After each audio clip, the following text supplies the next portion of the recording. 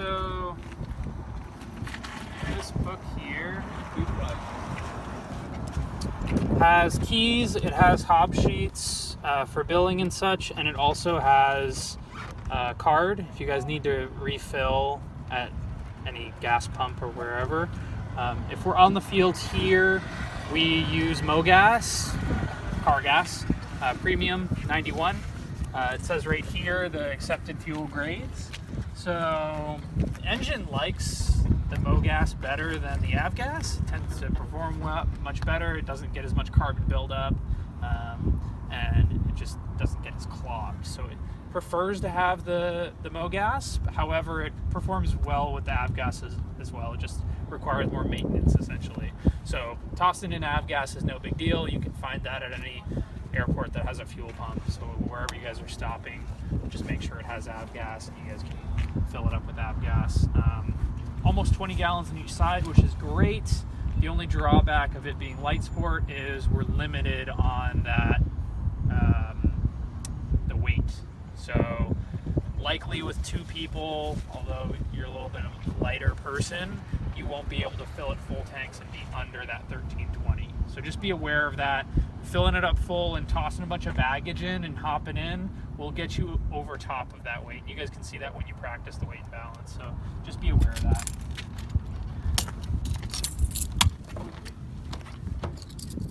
As it says here, don't just leave this sitting in the sun for too long. It heats up because it's black and then the fuel card bends. So just be aware of that. Hopping up, there's a step here, handle.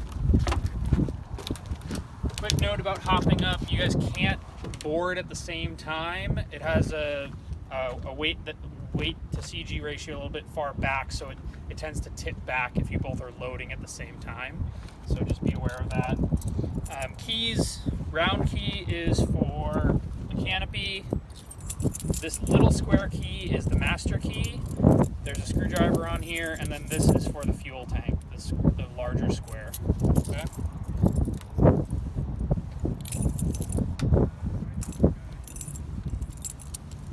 Try to leave the canopy locked just for, security, but we leave the brakes off usually and just do tie downs. If you're in a place that doesn't have tie downs, then put the brakes on.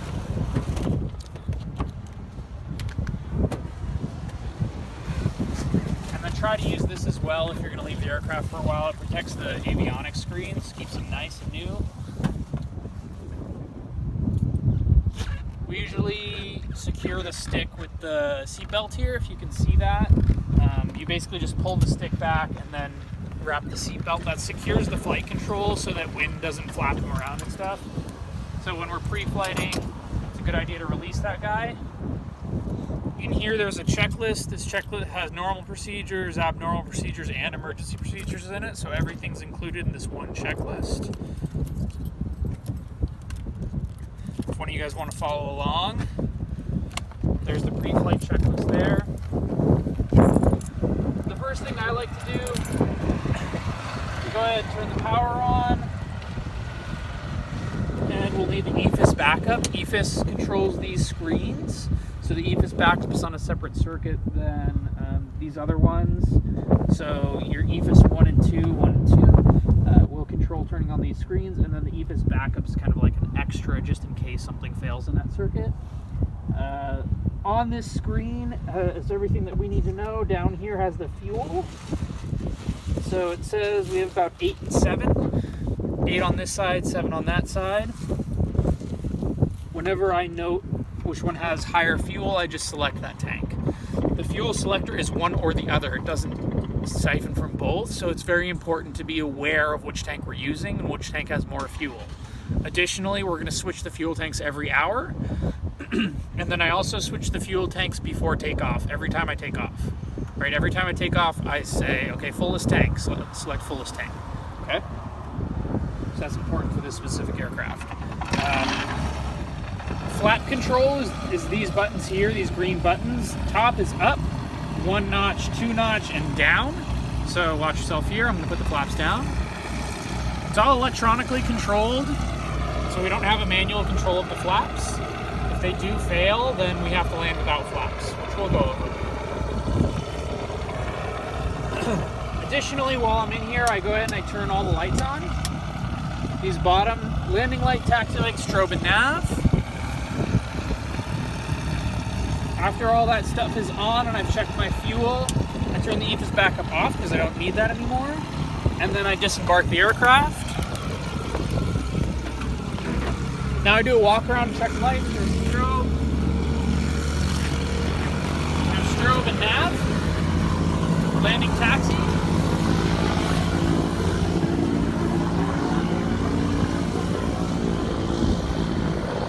And then nav strobe here. So just double checking all my lights work, especially if you guys are going to be flying at night. It's important to have the lights working. While I'm doing the light walk around, I also do an overall visually check of the airplane. So I do, is the airplane overall in good shape? Is it tilting? Is a wing pulled back? Did somebody run into it overnight? You know, just an overall check to make sure that everything's okay.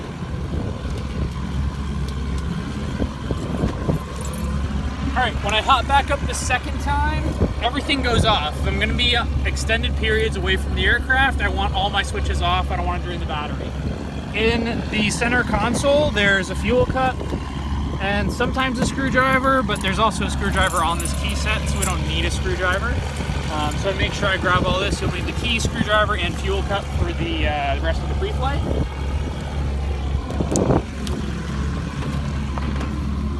So we hop down here. We're gonna check the main gear and brake line. So the brake line is that red line on the back of the main landing gear, and then this is the main wheel. You just look underneath to see if the pant is secured, and then also if there's any bald spots. It's a little hard with the pants to see bald spots, but you'll see if the tire is worn. It will be noticeable, it'll be missing a line. And in fact, you can see here on the right side of this left tire, there is a missing line on the right side, which means we have a bald spot on there. Okay. Then we do the flaps. There's a control rod in here for the flaps. That controls the flaps extending and retracting. Electronic, of course. If you want to reach your hand in there and check free looseness, you can. So make sure it can rotate. Underneath, there are 3 attachment points. They're hard to see, so you have to get literally underneath the flap. What I like to do is I just reach my hand under and just double check that the through bolt and nut are secure. So I just reach my hand under and come across, and I check all 3 attachment points. Aileron also controlled by a rod with an inspection port here. When you're inspecting this, hold down the aileron and then check the freeness here of the rod. Okay. Underside of aileron's a little bit easier to see. Same through bolt and hinge here, and then the last through bolt for the aileron is over here. We're checking here that the wingtip's all good. Light is secure. Leading edge fairings are secure. Lights are all secure here. Tie down can come off, and then from this side you can also check those hinges visually. So I do a field check when I'm on that side, and then a visual check when I'm on this side. All right. Additionally, over here we have the fuel vent. Pitot tube openings are clear and secure, and then we do a fuel check. I always visually check fuel. You guys can see in here, you can barely see fuel, so it's just now moving up, right? So it's just at that point where you wouldn't be able to see it. If I cannot see fuel in both tanks, I do not fly. Okay, so one tank I should be able to see fuel. So visually I see some fuel here. That means we have about 6-7 gallons at that point. If you can't see fuel, you're down below 5 gallons. That's getting to the point where I probably shouldn't be flying. Out there. Here's our fuel sump.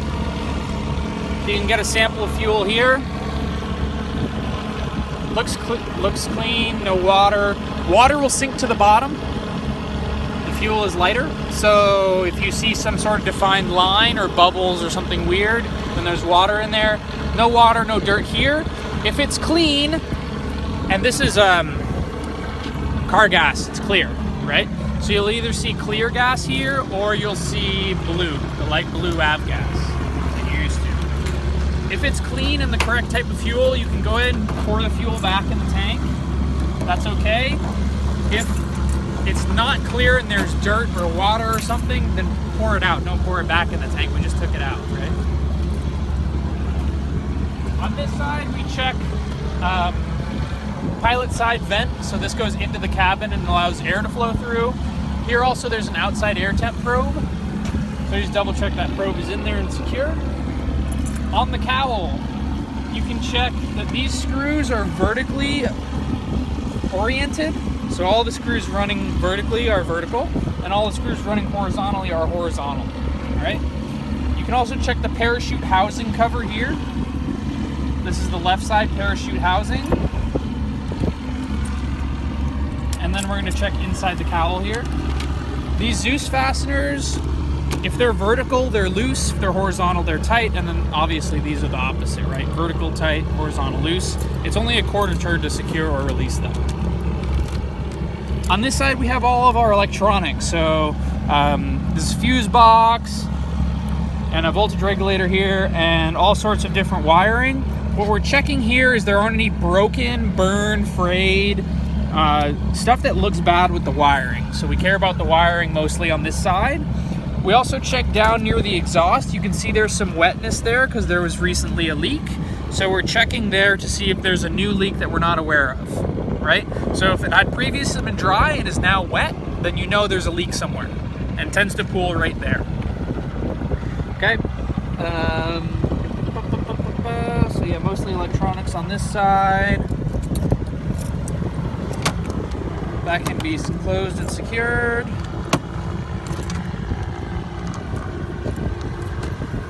Okay. Coming around to the front, check prop condition. As you can see here, there is some paint chipping, but this has not chipped the metal or cracked the metal yet. If we see cracks in the metal or chips in the metal, then we have a problem and we probably shouldn't fly. But all the way back here, you can see this is an old prop.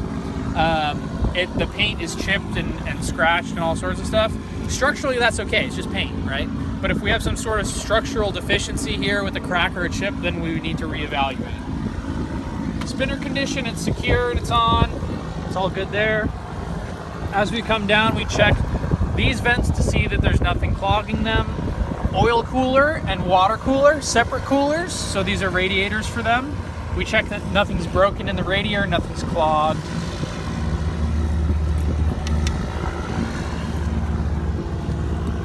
While we're down here, we'll go ahead and we'll check the strut. So we'll check the suspension by just pulling down and seeing that it moves freely, but not free in a clunking, right? So we don't want it to clunk up and down. It should have some spring to it, but it shouldn't be too tough or hard. From here, we can also check the pants for screws to see if there's any screws missing. Looks like they're okay. Check this pant as well to see if there's screws. Remove the nose chuck. And then while I'm here, I also look for any puddles, right? If there's some sort of leak, it would have created a puddle. Over here, we check this opening goes directly into the engine. This is the actual intake for the engine, so we're checking that that's clear. You can also check this compartment. This compartment has all our fluids, all right? So we have coolant fluid, which looks low, right? It's at the minimum here. So that we would have to address by adding some coolant. It's at the minimum, so it's okay to fly right now, but if it gets any lower, it's probably what the leak is a coolant leak. Here's the brake fluid. All we have to see for the brake fluid is that there's visible fluid. Okay, so it can be all the way down to the bottom. As long as there's fluid in there, it's serviceable and flyable. With the coolant, there's a minimum line. So if below the minimum, you need to add fluid. This is a dry sump system, which means we have a separate tank. It's not an oil pan. There's a separate tank for the oil. And basically what we're looking for is that there's oil on this flat portion. So as you can see right now, there's no oil on the flat portion. So if there's no oil on the flat portion, then we need to burp the engine. Okay? Basically, in dry sump systems, the oil sometimes will sit in the engine after a flight and won't drain into the tank. So to drain the oil into the tank, first, I double check that there's nothing on, because if we crank the prop with some kind of electronics activated, then we can prop start the engine. So everything's off, all switches are down. And then we turn the propeller in the motion that it likes to turn, so you can see that it likes to turn this way. And essentially you just crank this propeller like so. What this is doing is it's turning the crankshaft inside and turning the engine, turning the pistons actually, and that's allowing the oil to drain out back into the tank. So you don't have to do this all the way to burp. Usually just a few turns will allow enough oil for you to see that there's enough oil in it. I'll turn this all the way to burp so you guys can hear it. Basically, if you stand over on this side, you'll be able to hear that the air comes through and it actually sounds like it's gurgling. So it hasn't done it yet, but if you just hang out over there, you'll hear it. I'll do it in a second. You can hear it sucking air. Right? So that's how you know that all the oil has drained. It does that burping. Usually you don't have to go all the way to burp. Oh look, the screw doesn't loose.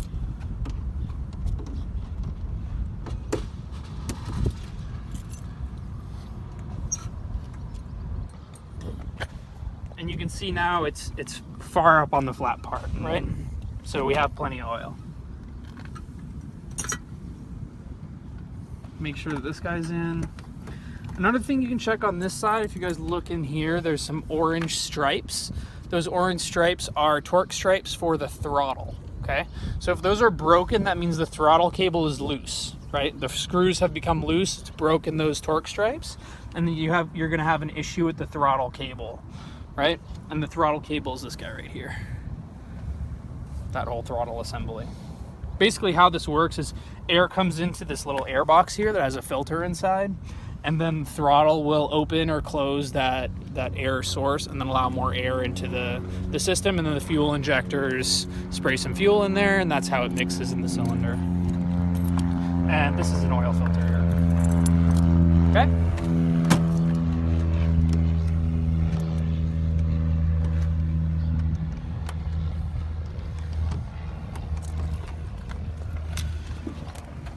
Well, those are good. Check this vent as well. This is the passenger side vent. And then parachute housing cover on this side, right? You can see here, stay clear, rocket deployed parachute, all right? Right side of the aircraft, same thing, opposite, right? You start with fuel. Take a look at our fuel, looks good. While we're down here, also check that fuel vent, right? No pitot tube on this side, obviously. Do a visually check of our fuel here. On this side, I cannot see fuel, right? See how you can't see fuel? So we're somewhere under 6 gallons, 6.5, something, you know. So I just assume the worst on that and assume that we don't have any gas in that tank. So that's the right tank. That's the left tank. Left tank is selected. That's the fullest tank. So I'm happy with that. Especially if you're gonna do a cross-country flight, like you don't want to be pushing fuel. But we'll be up for an hour today, so I'll fuel after the first flight. Okay. Take that guy off. You can use that opportunity to check underneath as well for the other attachment points for the flaps and the ailerons. Security of the light. Check this guy again. Attachment point,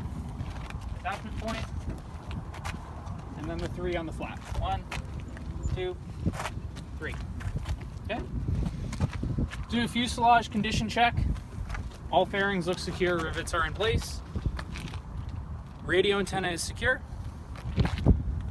Horizontal stabilizer condition is good. Vertical stabilizer condition is good as well. Elevator condition, elevator attachment points, there are 4. It goes through to the other side, so there are 2 bolts on the right, 2 bolts on the left.